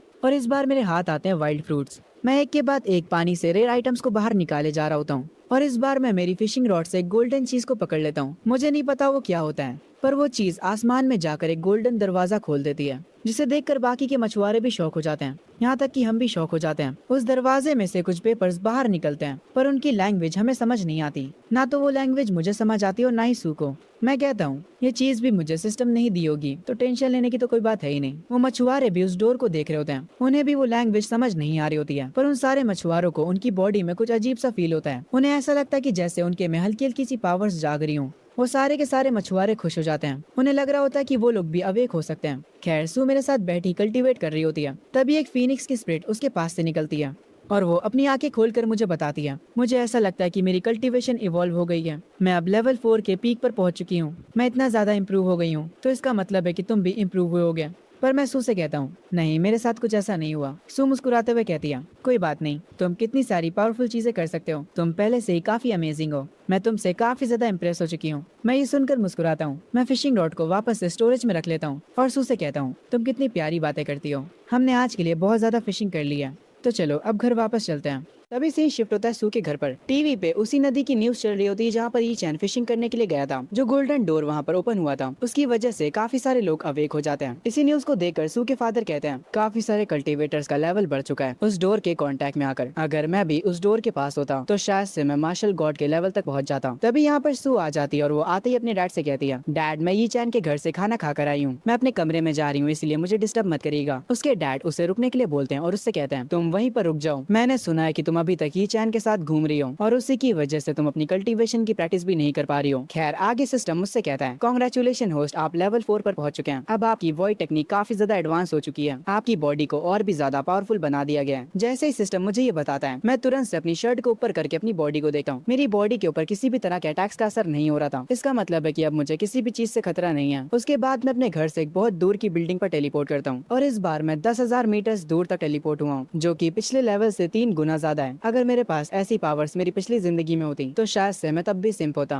मैं अपने घर पर आकर खुद को एक थप्पड़ मारता हूँ और अपने आप को याद दिलाता हूँ, मैं अब कोई सिंप नहीं हूँ, मुझे अब बस अपनी लाइफ एंजॉय करने पर फोकस करना चाहिए। तभी सीन शिफ्ट होता है ये चैन के पेरेंट्स पर। उसकी मॉम ये चैन के डैड से कहती है, आखिर आप ये चैन के ग्रेजुएशन टेस्ट में क्यों नहीं आना चाहते। जिस पर ये चैन के डैड कहते हैं, नहीं मैं वहाँ पर नहीं जाने वाला, वहाँ पर जू फैमिली और होजोंग फैमिली के लीडर्स भी होंगे, वो बस मेरे बेटे को हारते हुए देखना चाहते हैं ताकि वो लोग मेरा मजाक बना सके, और अगर ऐसा होता है तो मैं उस मजाक को बर्दाश्त नहीं कर पाऊंगा। ये चैन की मॉम कहती है पर फिर भी वो हमारा बेटा है तो मैं तो जरूर जाऊंगी उसके ग्रेजुएशन टेस्ट में। ये सुनकर ये चैन के डैड कहते हैं हाँ ठीक है तुम चली जाना, जैसे ही ग्रेजुएशन टेस्ट के रिजल्ट आएंगे तो फिर हम जियांग फैंग को फैमिली का हेड बना देंगे। जियांग फैंग वही एमसी का कजन। तभी सीन शिफ्ट होता है वापस से एमसी के ऊपर। वो आराम करते करते 5वें लेवल तक पहुंच चुका होता है और अब वो हर एक चीज का मास्टर बन चुका है। वो ये देखकर काफी ज्यादा खुश होता है। वो अपने सारे स्टेट्स को चेक करता है और उसके सारे स्टेट्स ओवर पावर्ड हो चुके होते हैं। ये देखकर एमसी कहता है पिछली बार मैं सिर्फ लेवल 2 तक पहुंच पाया था और इस बार टाइम में पीछे आने के बाद कुछ ही दिनों में मैं लेवल 5 पर पहुंच गया। एमसी बालकनी के पास जाकर कुछ पंचेस थ्रो करता है हवा में और उन पंचेस की पावर से एक पेड़ टूट जाता है। ये देखकर एमसी खुश हो जाता है। उसके बाद अगली सुबह मैं सू को लेकर कॉलेज आया होता हूँ। वो मुझे इतना बदला हुआ देखकर मुझसे कहती है तुम आजकल काफी ज्यादा बदले हुए लग रहे हो। ये सुनकर मैं उससे कहता हूँ कभी कभी बदलना जरूरी होता है। जब मैं और सू कॉलेज के गेट के पास होते हैं तभी वहाँ पर आकर लिनवान हमें रोक लेती है और वो आते ही मुझसे कहती है क्या तुम सू के साथ इसलिए घूम रहे हो क्योंकि तुम मुझे जेलस कराना चाहते हो। मैं मानती हूँ कि मैंने ग्रेजुएशन पार्टी में कुछ ज्यादा ही बोल दिया था पर तुम भी पूरी तरह से सही नहीं थे। तुम्हारी भी गलती थी। मैं तुमसे माफी मांगने आई हूँ इसलिए मुझे माफ कर दो। तुम भी मुझसे माफी मांगो और अगर तुम ऐसा करते हो तो शायद से मैं तुमसे पैचअप कर लूँ। ये सुनकर मैं इरिटेट हो जाता हूँ। तुम पागल हो गई हो क्या। लिनवान को ऐसा करते देख वहाँ पर जितने भी स्टूडेंट्स होते हैं वो आपस में बात करने लगते हैं। ये लिनवान में इतनी ज्यादा हिम्मत कहाँ से आ रही है। ये अभी भी यंग मास्टर जियांग को परेशान कर रही है। ये लड़की कितनी ज्यादा गिरी हुई है। उन सब की बातें सुनकर लिनवान को गुस्सा आता है और वो चिल्लाते हुए मुझसे कहती है आखिर तुम कुछ बोल क्यों नहीं रहे। मैंने ऑलरेडी तुमसे माफी मांग ली है तो अब ज्यादा अकड़ो मत। तभी मुझे सिस्टम दोबारा से मल्टीपल चॉइसेस देता है। पहला ऑप्शन मैं लिनवान को माफ कर दूं और उसके साथ वापस से रिलेशनशिप में आ जाऊं। इसके रिवॉर्ड में मुझे एक लूजर का टाइटल मिलेगा। ऑप्शन 2 मैं इसे इग्नोर कर दूं और सू को लेकर यहाँ से चला जाऊं। इसके रिवॉर्ड में मुझे एक लो लेजी रिवॉर्ड मिलेगा। और ऑप्शन 3 है मैं लिनवान की काफी अच्छी तरह से बेइज्जती करूं और उसके बाद यहाँ से जाऊं। इसके रिवॉर्ड में मुझे प्रीमियम लेजी गिफ्ट पैक मिलेगा। मैं ऑप्शन 3 को तुरंत चुन लेता हूँ और उसके बाद मैं सू का हाथ पकड़ता हूँ। लिनवान से कहता हूँ सू अपने घर की बड़ी बेटी है। तुम तो इसकी तरह सुंदर भी नहीं हो। ये टैलेंट के मामले में भी तुमसे कई गुना आगे और इसकी फैमिली काफी ज्यादा अमीर भी है। तुम सू के आगे कुछ भी नहीं हो। लिनवान रोना शुरू कर देती और कहती है पर तुमने तो कहा था कि तुम मुझसे हमेशा प्यार करने वाले हो। मुझे इस लड़की पर थोड़ा गुस्सा आता और मैं अंकल फैंग से कहता हूँ अंकल फैंग मेरी तरफ से इस लड़की को 2 थप्पड़ मारी है। ये लड़की कुछ ज्यादा ही बोल रही है। ये सुनकर अंकल फैंग थोड़े हैरान होते हैं और वो कहते हैं यंग मास्टर क्या आप सच में चाहते हैं कि मैं इसे थप्पड़ मारूं। मैं अंकल फैंग से कहता हूँ हाँ मैं यही चाहता हूँ। इस लड़की की औकात कैसे हुई मेरी फियांसे से कम्पीट करने की। अंकल फैंग लिनवान के पास जाकर उसे एक जोर का थप्पड़ मारते हैं। वहाँ पर जितने भी लोग खड़े होते हैं वो सब कहते हैं लिनवान तुम इसी लायक हो। तुम्हारे साथ तो ऐसा ही होना चाहिए था। सब लोग लिनवान के ऊपर हंस रहे होते हैं। लिनवान रोते हुए कहती है तुम दोनों को जरूर से इसका पछतावा होगा और सू तुम्हें ये चैन बस इस्तेमाल कर रहा है ताकि वो मुझे जेलस फील करा सके। खैर मैं और सू उसकी बातों पर ध्यान नहीं देते। सू मुझसे कहती है एग्जाम शुरू होने में बस आधा घंटा बचा है। मैं सू के सर पर हाथ रखकर उससे कहता हूँ तुम्हें तुम्हारे एग्जाम के लिए गुड लक। तभी थोड़ी देर बाद सिस्टम मुझे बताता है कांग्रेचुलेशन होस्ट रिवॉर्ड क्रेडिट हो चुका है। आपको फंड्स में 10 बिलियन मिले हैं और साथ ही में 10,000 स्टार फ्रूट्स भी। स्टार फ्रूट्स में प्योर स्टार एनर्जी है। अगर आप इन्हें खाते हैं तो आपकी फिजिक काफी ज्यादा बूस्ट हो जाएगी और आपका लेवल भी काफी तेजी से बढ़ेगा। मैं उस स्टार फ्रूट को अपने डिवाइन बीस्ट को खिला देता हूँ और अब मेरे डिवाइन बीस्ट को बस थोड़ा सा ही लेवल अप करना है। उसके बाद उसकी बीस्ट स्किल अनलॉक हो जाएगी। खैर मेरा भी एग्जाम शुरू होने वाला होता है। टीचर हम सबको बता रही होती है तुम लोगों का ये एग्जाम ऑनलाइन होगा। अगर तुम लोग गलती से भी चीटिंग करने के लिए एआई का इस्तेमाल करते हो तो तुम्हें तुरंत एग्जाम से बाहर निकाल दिया जाएगा। और हाँ अब तुम लोगों का एग्जाम शुरू होता है। पहले तो मैं सोचता हूँ कि मैं इस एग्जाम में टॉप स्कोर करूंगा पर तभी सिस्टम मुझे एक ऑप्शन देता है। पहला होता है कि मैं अच्छे से मेहनत करूँ और अच्छे नंबर्स लाऊं और दूसरा ऑप्शन वो होता है जिसे खुद ब खुद सिस्टम रिकमेंड करता है। मैं टेस्ट को सीरियसली ना लूं और उससे पूरा खाली छोड़ दूं। बस पास होने भर के नंबर्स ले आऊं क्योंकि इस ऑप्शन को चुनने पर मुझे एक अच्छा रिवॉर्ड मिल रहा होता है। इसीलिए मैं बिना किसी देरी के इस ऑप्शन को चुन लेता हूं और उसके बाद मैं क्वेश्चन पेपर पर आंसर लिखना शुरू कर देता हूं। मुझे बस पासिंग मार्क्स लाने थे। मैं आधे घंटे में सारे क्वेश्चंस को सॉल्व कर लेता हूं और उसके बाद मुझे सिस्टम की नोटिफिकेशन आती है कांग्रेचुलेशन होस्ट आपने 100 लेजी पाथ चुन लिया है। इसके बदले आपको सुप्रीम लेजी गिफ्ट पैक मिला है। मैं ये देखकर खुश होता हूँ और सिस्टम से कहता हूँ कि गिफ्ट को तुरंत ओपन किया जाए। सिस्टम मुझे एक ब्लैक गॉड आर्मर देता है और उसके बाद फंड्स में 10 बिलियन दोबारा से और उसी के साथ में 1 lakh top tier solid element pills. इस ऑप्शन को चुनने पर मुझे और भी बहुत ज्यादा रिवॉर्ड्स मिलते हैं। सिस्टम मुझे बताता है जो आर्मर मुझे मिला है वो इस अर्थ का सबसे स्ट्रॉन्गेस्ट आर्मर है। जो बहुत ही पावरफुल लेवल के मॉन्स्टर्स हैं वो तक इस आर्मर पर स्क्रैच भी नहीं ला सके। ये देखकर मैं खुश हो जाता हूँ और उसके बाद अपनी बेंच पर सो जाता हूँ। जब एमसी अपनी बेंच पर सो रहा होता है हम देखते हैं सू भी उसके लेफ्ट में बैठी होती है और वो कह रही होती है अगर तुम इस ग्रेजुएशन टेस्ट को पास नहीं कर पाए तो मेरे डैड तुम्हारी और मेरी एंगेजमेंट को तोड़ देंगे क्योंकि तुम्हारे और मेरे नंबर्स में काफी ज्यादा फर्क होगा। लेकिन एक सेकंड रुको, अगर ये बात है तो मैं अभी अपने एग्जाम पेपर को खाली छोड़ देती चाहती हूँ, इसकी वजह से मैं भी फेल हो जाऊंगी। इससे ये होगा कि ये चैन मुझसे ज्यादा नंबर ले आएगा, तो शायद से मेरे फादर उसे एक्सेप्ट कर ले। कितनी औसम लड़की है यार ये। खैर तभी से ही शिफ्ट होता है प्रिंसिपल ऑफिस में। सारी बड़ी फैमिलीज के हेड प्रिंसिपल ऑफिस में बैठे होते हैं। ये चैन की मॉम भी वहाँ पर होती है। वो लोग सीसीटीवी कैमरा की मदद से सारे स्टूडेंट्स पर नजर रखे होते हैं। जब वो सारे लोग जियांग फैंग को अच्छे से अपना पेपर करते हुए देखते हैं, तो वो सारे लोग मिलकर उसकी तारीफ करने लगते हैं। वो आपस में कहने लगते हैं, जियांग फैंग को जियांग फैमिली का हेड होना चाहिए। सिर्फ टैलेंट की ही बात नहीं है, ये लड़का पढ़ाई में भी काफी अच्छा है। तभी वो लोग दूसरे कैमरा से ये चैन को सोता हुआ देखते हैं, और उसके साथ में बैठी सू को भी, जो कि कुछ क्वेश्चंस को सॉल्व कर रही होती है। प्रिंसिपल सू के डैड से कहते हैं, आपकी बेटी के पास टैलेंट भी है और उसके पास पावर्स भी हैं, तो वो आराम से इस ग्रेजुएशन टेस्ट में नंबर 1 पर आएगी। पर क्योंकि ये चैन कुछ भी नहीं कर रहा होता है, इसीलिए सू के डैडी ये चैन की मॉम से कहते हैं, मैं सू की शादी कैंसिल करने के बारे में सोच रहा हूँ। तभी एग्जाम का टाइम खत्म हो जाता है। सारे बच्चे पेपर सबमिट कर देते हैं। कुछ ही देर में स्कोर्स भी आ जाते हैं। एक फैमिली का हेड कह रहा होता है, प्रिंसिपल हमें हमारे बच्चों के रिजल्ट दिखाइए। प्रिंसिपल ये चैन की मॉम से पूछते हैं, क्या आप अपने बेटे का रिजल्ट देखना चाहेंगी? उसकी मॉम कहती है, हाँ मैं देखना चाहूंगी। उसके बाद जैसे रिजल्ट स्क्रीन पर दिखाए जाते हैं, हमें पता चलता है कि ये चैन ने सारे एमसीक्यूज को स्किप कर दिया है। उसको छोड़कर उसने बाकी सारे क्वेश्चंस करे हैं। सारे टेस्ट में उसे 60 का स्कोर मिला होता है। प्रिंसिपल को ये चैन से इतने स्कोर की भी उम्मीद नहीं थी, इसीलिए वो काफी हैरान हो जाते हैं। खैर तभी सीन शिफ्ट होता है कैफेटेरिया के ऊपर। सू ये चैन से बोलती है, अब हमें क्या करना चाहिए? मुझे पता है कि मैं सारे टेस्ट में फेल होने वाली हूँ। ये सुनकर मैं मुस्कुराते हुए उससे कहता हूँ, तुम मुझे कंफर्ट करने के लिए ये सब कह रही हो। और उसके बाद मैं अपने मन में सोचता हूँ, मेरी पिछली जिंदगी में कोई भी तुमसे ज्यादा नंबर्स नहीं ला पाया था। तभी एक स्टूडेंट चिल्ला कर आकर बताता है, सब लोग मेरी बात सुनो, हम सब के रिजल्ट आ चुके हैं, जल्दी से जाओ और उन्हें चेक करो। सारे लोग अपना फोन खोलकर अपने स्कोर्स देखने लग जाते हैं। सू को अपनी फिक्र नहीं होती है। वो डायरेक्ट अपने फोन पर ई चैन के स्कोर्स देखती है, और उसे पता चलता है कि ई चैन का टोटल स्कोर 420 है। वो इतना स्कोर देखकर भी इम्प्रेस हो जाती है, और वो मुझसे कहती है, तुमने आखिर एग्जाम को आधे घंटे में कैसे खत्म कर लिया, और हर सब्जेक्ट में तुम्हारे 60 नंबर आए। मैं सू से कहता हूँ, मैंने एमसीक्यूज को छोड़ दिया था। सू मुस्कुराते हुए कहती है, वाह मुझे पहले से पता था कि तुम एक जीनियस हो। पर तभी एक स्टूडेंट काफी ज्यादा हैरान हो जाता है, क्योंकि उसे टेस्ट में पहले नंबर पर सू नहीं दिखती। वो ये बात अपने दोस्तों को बताता है। वो सब भी हैरान हो जाते हैं। एक ऐसी लड़की जो कि हर बार फर्स्ट आती थी, वो इस बार टॉप 10 में भी नहीं आई। वेल वो लड़की किसी के प्यार में है, इसीलिए उसने अपनी आंसर शीट को खाली छोड़ दिया था। अभी भी कोई यकीन नहीं कर पा रहा होता है कि सू टॉप 10 में भी नहीं आ पाई। उसके बाद वो लोग ये चैन का स्कोर चेक करते हैं और उसका थोड़ा मजाक उड़ाते हैं। फैंग भी कैफेटेरिया में बैठा होता है। वो पानी के ग्लास को कसकर पकड़ता है और कह रहा होता है, ये चैन चाहे तुम जो कुछ भी कर लो, पर जियांग फैमिली के हेड तो मैं ही बनूंगा। जब आज शाम टैलेंट का टेस्ट होगा, तब उसमें तुम्हारा बुरी तरह से मजाक बन जाएगा। तभी सीन शिफ्ट होता है एग्जाम के फेज 2 पर, यानी पावर का टेस्ट। ये सामने जो स्पिरिचुअल पोर्टल दिख रहा है, ये असल में एक डिवाइस है जो कि स्टूडेंट्स के लेवल को बताता है कि वो कौन से लेवल पर हैं। प्रिंसिपल दोनों फैमिली हेड्स के साथ यहाँ पर आता है। एक प्रोफेसर अनाउंस करता है, इस बार की सेरेमनी कुछ ज्यादा ही स्पेशल होने वाली है।